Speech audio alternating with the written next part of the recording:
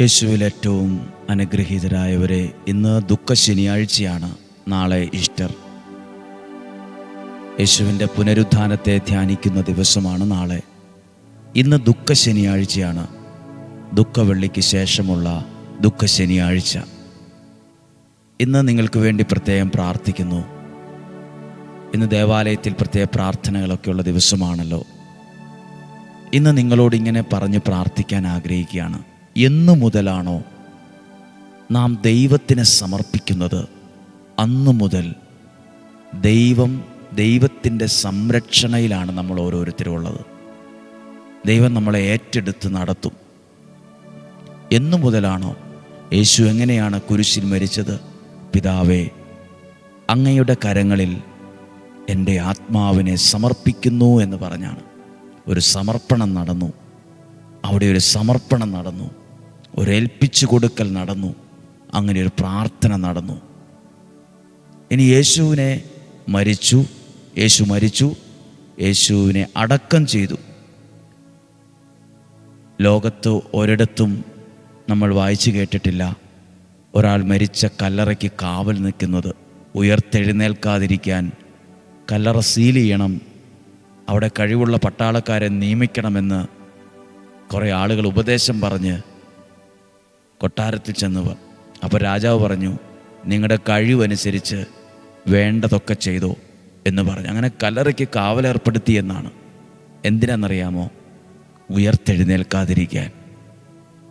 നമ്മുടെ ജീവിതത്തിലും ഒരു നല്ലതുണ്ടാകാതിരിക്കാൻ, ഒരു ഉയർത്തെഴുന്നേൽപ്പുണ്ടാകാതിരിക്കാൻ പലതും ചെയ്യുന്നവരുണ്ട്. എന്നാൽ ദൈവത്തിന് സമർപ്പിച്ചവരാണോ? പ്രാർത്ഥനയിൽ നിൽക്കുന്നവരാണോ? ദൈവത്തിലുള്ള ആശ്രയത്വത്തിൽ നിൽക്കുന്ന ഒരാളാണോ? ഉയർത്തെഴുന്നേൽക്കും. എന്ത് വെല്ലുവിളികളുണ്ടായിരുന്നു, എന്തെല്ലാം കാര്യങ്ങൾ ആരൊക്കെ ചെയ്തു വച്ചാലും അതിനെ മറികടന്ന് ഉയർത്തെഴുന്നേൽക്കും. വിശുദ്ധ മത്തായിയുടെ സുവിശേഷം 27-ാം അധ്യായം 62 മുതലുള്ള വാക്യം ഒന്ന് കേൾക്കുകയാണ്. കല്ലറയ്ക്ക് കാവൽ.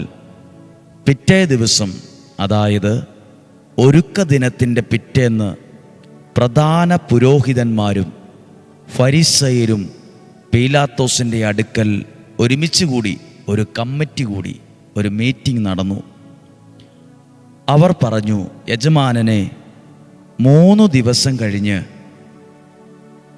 ഞാൻ ഉയർത്തെഴുന്നേൽക്കുമെന്ന് ആ വഞ്ചകൻ ജീവിച്ചിരുന്ന കാലത്ത് പറഞ്ഞത് ഞങ്ങളിപ്പോൾ അങ്ങ് ഓർക്കുന്നു.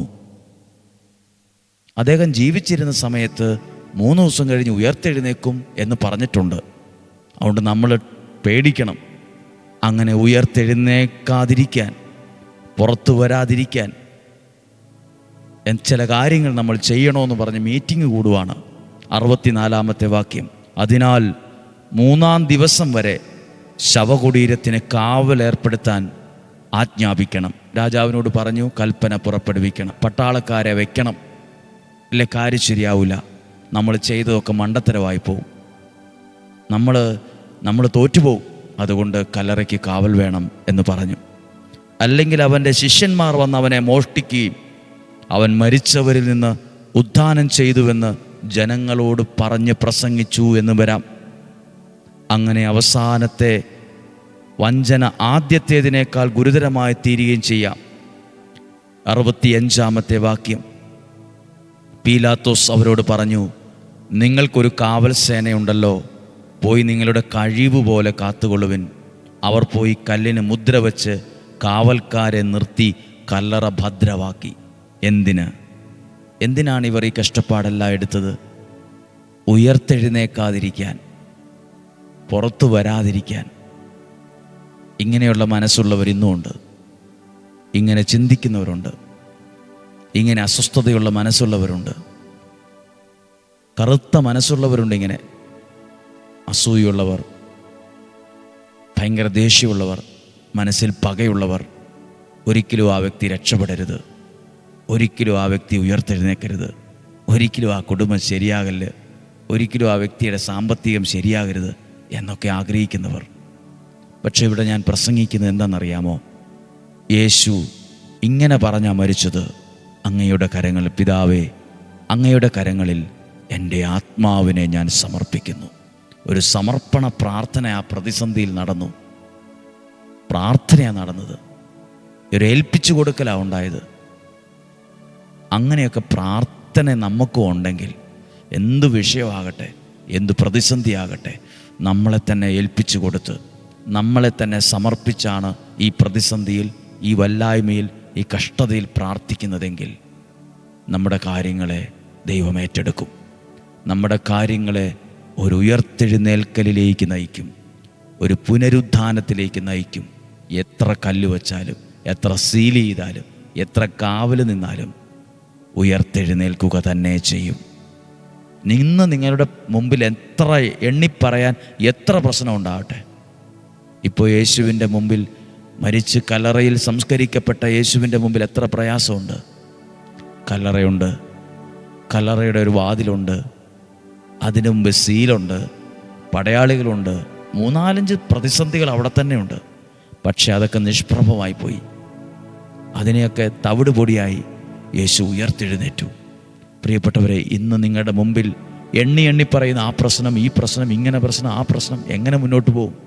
അതൊക്കെ നിഷ്പ്രഭമാക്കി അതിനെയൊക്കെ മറികടന്ന് ഉയർത്തെഴുന്നേക്കാൻ പറ്റും. പ്രതിസന്ധികൾ മാറും, കഷ്ടപ്പാടുകൾ മാറും. അതെല്ലാം ഒരു പുനരുദ്ധാനത്തിലേക്ക് നയിക്കും. ചില വേദനകൾ, ചില പ്രതിസന്ധികൾ, ചില പീഡാസഹനങ്ങൾ ഉയർത്തെഴുന്നേൽക്കലിലേക്ക് നയിക്കും. ദൈവത്തിന് സമർപ്പിക്കപ്പെട്ട ഒരു വ്യക്തിയാണോ, ദൈവത്തിന് ഏൽപ്പിച്ചു കൊടുത്തൊരു വ്യക്തിയാണോ, പ്രാർത്ഥനയിൽ നിൽക്കുന്ന ഒരാളാണോ, ഉയർത്തെഴുന്നേൽക്കും. പ്രാർത്ഥിക്കുകയാണ്. നമ്മുടെ കർത്താവ് ഈശോ മിശിഹായുടെ കൃപയും പിതാവായ ദൈവത്തിൻ്റെ സ്നേഹവും പരിശുദ്ധാത്മാവിൻ്റെ സഹവാസവും കൂടെ ഉണ്ടായിരിക്കട്ടെ. കർത്താവേ, ദുഃഖ ശനിയാഴ്ച ദിവസമേ പ്രിയപ്പെട്ടവർക്ക് വേണ്ടി പ്രാർത്ഥിക്കുന്നു. നല്ലൊരു ഈസ്റ്ററിന് വേണ്ടി പ്രാർത്ഥിക്കുന്നു. നല്ലൊരു പുനരുദ്ധാന ദിവസം, ഉയർപ്പ് തിരുനാൾ, ഈസ്റ്റർ, നാളെ സൺഡേ. ആ ദിവസം ഇന്ന് രാത്രിയിലെ പ്രാർത്ഥന, പകലിലെ പ്രാർത്ഥന എല്ലാം അനുഗ്രഹമാകട്ടെ. നിങ്ങൾക്കെല്ലാവർക്കും വേണ്ടി മനസ്സുകൊണ്ട് ദൈവനാമത്തിൽ ഈ ദുഃഖ ശനിയാഴ്ച അനുഗ്രഹിച്ച് പ്രാർത്ഥിക്കുന്നു. ഇപ്പോഴും എപ്പോഴും എന്നേക്കും. ആമേൻ. നല്ലൊരു ദിവസം ആശംസിക്കുന്നു. സാധ്യം എല്ലാവർക്കും അയച്ചു കൊടുക്കണം. ദൈവം അനുഗ്രഹിക്കട്ടെ. നല്ല സന്തോഷമുള്ള ദിവസമായിരിക്കട്ടെ. നാളെയും ഇന്നുമൊക്കെ ദൈവം നമ്മളെ സഹായിക്കട്ടെ. ആമേൻ.